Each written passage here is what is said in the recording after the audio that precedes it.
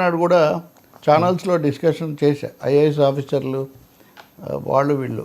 కార్వాన్ ఫిబ్రవరిలో ఈ ముఖ చిత్రం వేసింది. నా దగ్గర కూడా ఆ రైటర్ వచ్చి మా ఇంట్లో ఉన్న గంట సేపు అసలు రాసింది కొంత నాతోనే మొదలవుతుంది ఇది, కానీ చాలా ఉంది. The discreet charm of Chandrababu Naidu, that is the title.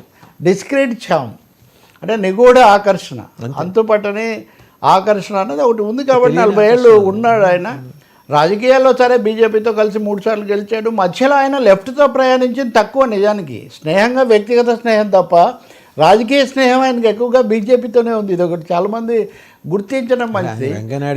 ఇంకా రెండో మాట, ఒకరోజు ఆలస్యంగా ఆయన Chandrababu Naidu proactive politician. He may be hazy but never, he may be crazy, little hazy but never lazy.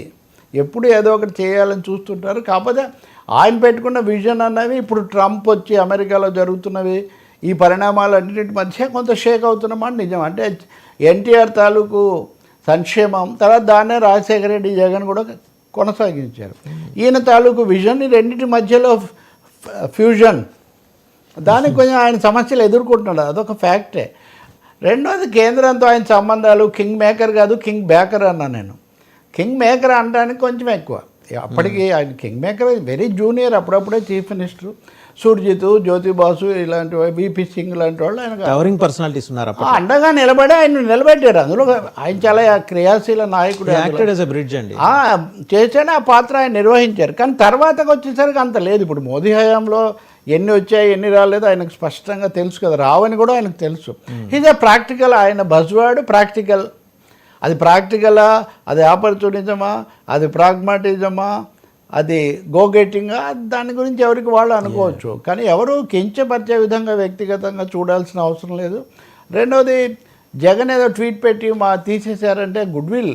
నాకు బాగా గుర్తుంది, రాష్ట్ర విభజన తర్వాత అసెంబ్లీ ఇంకా హైదరాబాద్లో ఉన్నప్పుడు జగన్ పుట్టినరోజు నాడు Chandrababu walked up to Jagan desk, Jagan bench seat greet చేయడానికి. జగనే నిజానికి కొంచెం అర్ధమనస్కంగా ఒక చేతితో కాగితాలు పట్టుకొని ఇట్లా అని పంపించాడు. కానీ సో దాన్నే మనం ఈ సమయంలో ఒకరోజు ఆలస్యంగా అయినా చంద్రబాబు గారికి శుభాకాంక్షలే చెప్తాం మనము.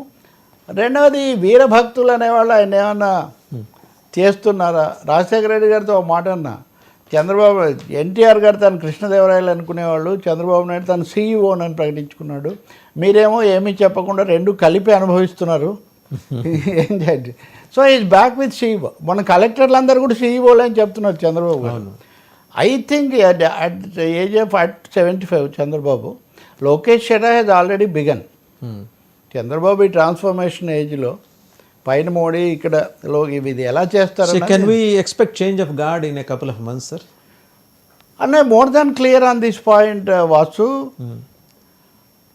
Lokesh is already there, but in between transitory రోల్లో భువనేశ్వరి గారికి కూడా వాళ్ళు ఒక గౌరవప్రదమైన స్థానం కల్పించాలనుకుంటున్నారు అన్నది కూటమి, తెలుగుదేశం దాదాపు అనధికారికంగా చెప్పే మాట. దానివల్ల చంద్రబాబు కూడా ఒక స్టిగ్మా కూడా పోతుంది.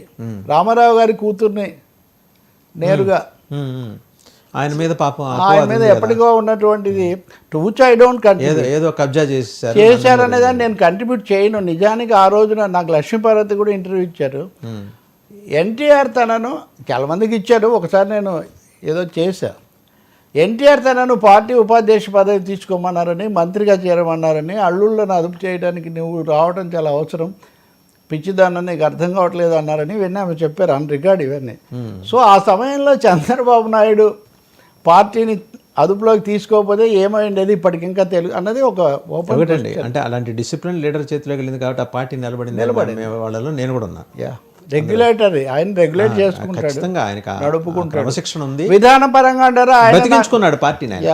ఇప్పుడున్నదే మోరార్లెస్ ఈ చంద్రబాబు పార్టీ. నిజంగా చంద్రబాబు ఎన్టీఆర్ ట్రస్ట్ బయట ఒక డైలాగ్ ఇది ఉంటుంది, ఇటీవల వరకు ఉంది, ఇది రామన్న రూపుదిద్దిన పార్టీ, ఇది చంద్రన్న తీర్చిదిద్దిన పార్టీ అని. ఇప్పుడు తీర్చిదిద్దిన ఆయన మళ్ళీ తర్వాత వారసుడికి అప్పగించారు. అంటే ఇప్పుడు న్యాచురల్ అధికారం అనేది అప్పగిస్తూ వెళ్ళాలి అంతే కదా ప్రాంతీయ పార్టీల్లో. ఇంకొక మాట అంటే మీరు కూడా సీనియర్ కదా, ఒక్క కరుణానిధిని మినహాయిస్తే జ్యోతి బాసు లాంటి వాళ్ళను, నితీష్ కుమార్ అయినా, ములాయం సింగ్ యాదవ్ అయినా, నవీన్ పట్నాయక్ అయినా, మమతా బెనర్జీ అయినా, ఇలాంటి ప్రాంతీయ నాయకులు కూడా ఢిల్లీలో వ్యవహారం చేయడం, కేంద్ర మంత్రులుగా ఉండటం, ఇట్లాంటివన్నీ చేశారు. కానీ చంద్రబాబు ఆ దుస్సాహసం ఎప్పుడు చేయలేదు. 40 ఏళ్ల పాటు ఒకే రాష్ట్రంలో ఉండి 3 సార్లు ఓడిపోయి 3 సార్లు గెలిచి ముఖ్యమంత్రి పీఠమే కీలకంగా ఉన్న ఒకే ఒక నాయకుడు దేశ రాజకీయాల్లో Chandrababu Naidu. Set record. Right, next sir, deputy speaker Raghuram